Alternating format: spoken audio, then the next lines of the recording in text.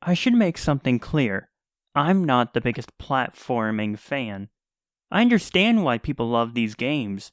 There is a thrill to going through these obstacle course-filled levels, from landing every jump to pulling off acrobatic stunts that I could only dream of pulling off in real life. But they have largely just never been for me. There is an exception to everything, though, and for platformers, some do manage to squeeze in. Why do I bring this up? Because Nicktoons Attack of the Toybots, the subject of today's video, is a straight-up platformer. For context, the first two games in this series I would describe as action games with platforming segments. But Toybots is a platformer through and through, with very small combat segments here and there. Now, this isn't a bad thing. Far from it. The platforming segments were my favorite parts of the last game. However, if my memory serves me right, I remember this being impossible for my younger self, which is why, up until this review, I had never beaten it. So as we boot up this game, I'm going in cautiously optimistic. This review is going to be structured a little bit differently compared to my other Nicktoons videos. I'm going to take you through the game almost level by level, occasionally stopping to give my thoughts now and then. The only thing I won't talk about is the story, as I'm going to save my thoughts on that for later. But with that, I say let's begin the review. After a couple of cutscenes, we begin the game in Bikini Bottom. Right away, the game feels almost identical to Volcano Island, which is a good thing. That game did a lot to improve the overall gameplay feel of the series, so sticking with that style is a good thing in my eyes. As for this opening level, it's pretty good. It does a good job getting you used to the combat and the controls. It even introduces a welcome improvement on the last game.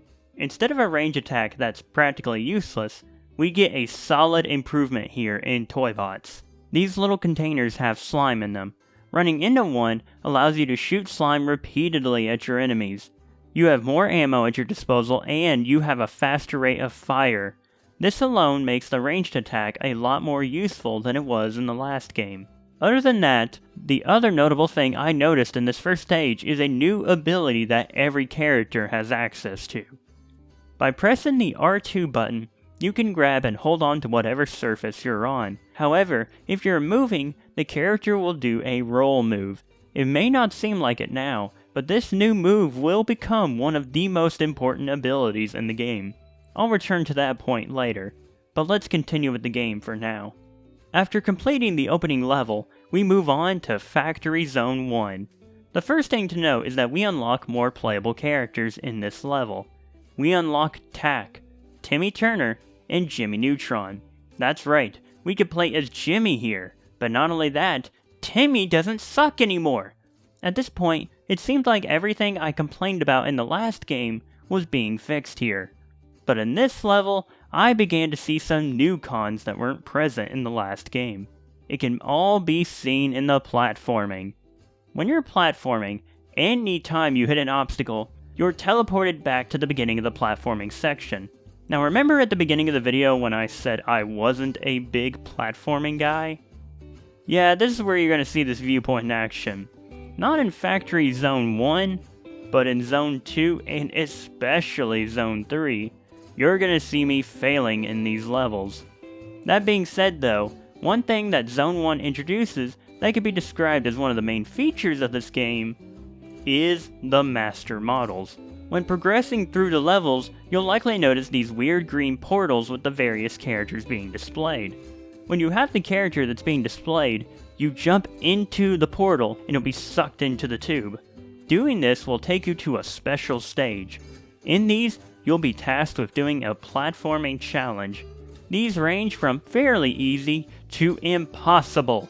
After doing that, you're sent to the Master Model Chamber, where you beat a bunch of enemies and afterwards collect the Master Model. By the way, on a side note, I swear this room is based on Invader Zim. This logo and the color palette of the room seem straight out of Invader Zim. Now, most of the characters are just given random challenges to get to the Master Model Chamber. However, 3 characters are given specific, special stages that are unique to those characters. Those characters are SpongeBob, Tak, and Danny Phantom. Which is strange. I mean, I get SpongeBob since, he's SpongeBob. And Tak's show premiered the same year that this game came out. But Danny's a strange pick, considering that his show had just aired its final episode in 2007, the same year this game came out. As for the unique stages, let's talk about SpongeBob's stages first. He gets sliding levels. That should be familiar to people who played the Heavy Iron SpongeBob games. Unlike those, however, the controls are extremely slippery. Just slightly touching the control stick can send SpongeBob flying to the other side, which is very bad when you immediately restart the section after touching any obstacle. But shockingly, I still enjoy these sections. I always remember replaying the first one a lot as a kid, and even when recording this video, I found these to be a lot more enjoyable than the random platforming challenges that other characters get. But they're not my favorite of the unique challenges. That honor would go to Tak's special stages. At first, it seems like just another platforming section, until you realize that Tak has been powered up for these stages. He can jump a lot higher here, which shockingly adds a lot of fun value to these stages for me. What also adds a lot of value to these stages is that compared to the later levels of this game, I find these to be very fair. Overall, these Tak stages are super fun and are a major highlight for me. But then we get to Danny's stages. So, no joke, these are some of my least favorite parts of the game. All you have to do is reach the end of this maze, but you do it while flying in Danny's weird invisible ghost form. The controls are odd for these sections. Instead of just moving with the left analog stick, it aims Danny in the direction you want to move. Then, you use the right stick to move in the direction that Danny is facing. Then you shoot energy spheres to destroy any obstacles or enemies in Danny's way.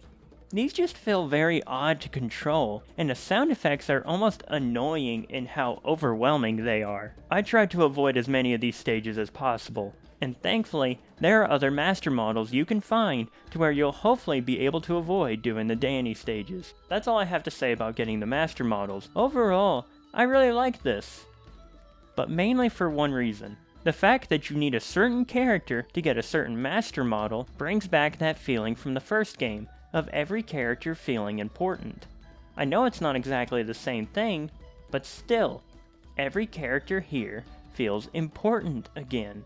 I really like that feature, even though, like Volcano Island, every character plays exactly the same here.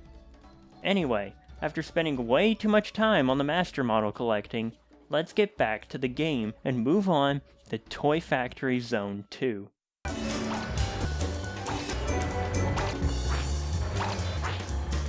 This right here is where the platforming starts to become insane. Now for a platforming fan, this might not seem like such a big deal, but again, I'm not a huge platforming fan, so this stage was a real wake-up call.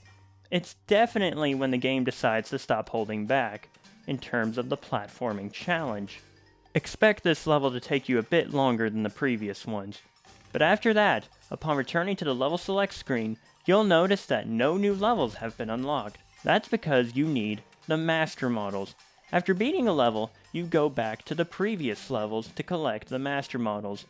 The reason is that you need to collect a certain amount before the next level is unlocked. Now you know why I went into depth explaining the process of getting one.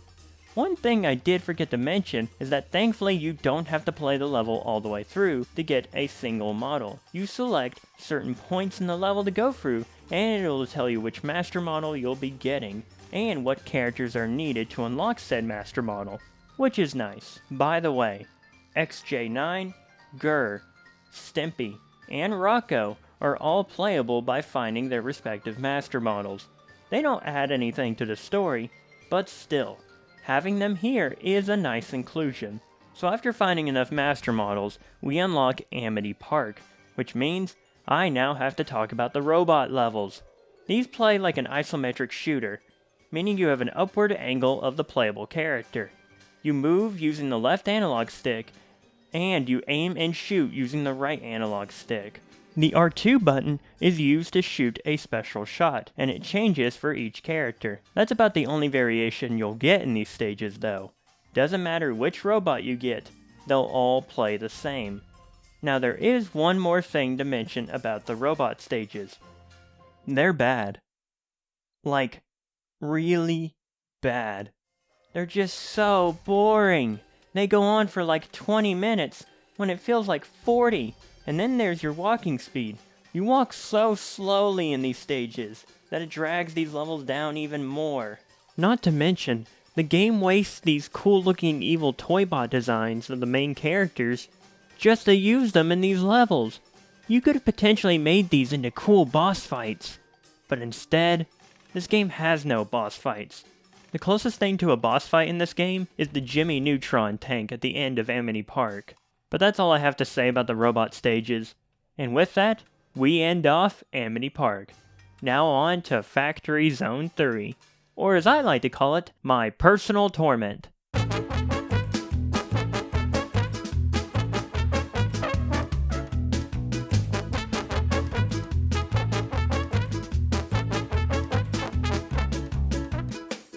Yeah, I failed a lot at this stage. Now remember earlier in the video when I mentioned this grab/roll move and how important it would become? This is where that statement comes to fruition. A lot of obstacles will not stop moving, and will require you to hold on in order to not fall off the obstacle. It was at this point in the game that I began to dread playing it. Zone 3 was just so difficult. If you are good at the game, it should take close to an hour to complete. But for me, it felt like 4 hours. And the same thing goes for Fairy World, which again is another platforming stage, and like Zone 3, it's insanely hard. I just kept dying over and over again, to the point of exhaustion. By the time I got to this stage, I was just ready for the game to be over. I don't have much to say about the next stage, which is just another dumb robot level. And with that, we've reached the end of the gameplay section. Overall, gameplay-wise, I'm not the biggest fan of the game. It all goes back to the beginning of the video when I said I'm not the biggest platforming fan. To some people that seems like a dumb point to keep bringing up, but I can't stress enough how different this game feels to go through than the previous games. Because of that, I find myself feeling rather meh about the whole game. It has qualities I still like, but in the end, I just don't see myself coming back to this, like I do Volcano Island. But before anyone asks if the story makes up for anything, let me just stop you there. No. In fact, so far, this is my least favorite story in the series. In simplest terms, the story has our Nickelodeon characters teaming up to shut down Professor Calamitous' evil toy factory. I like the idea and concept, because Calamitous wasn't given much attention in the original game. In execution, though, it falls apart. For one, his master plan is kind of stupid. He's feeding fairies Krabby Patties so that they fart magical gas. No, I'm not joking about that. Which will help in creating his evil toys. Then, he powers them using ghost energy. He then starts kidnapping our heroes to clone them and makes evil toy versions of them. This is why early in the game we find Tack, Timmy, and Jimmy trapped in the factory. Now besides that, there's not much story here. This opening cutscene that plays right before you go to the main menu is the most story you get in the whole game. The rest of the cutscenes are very short and barely add any story to the whole game.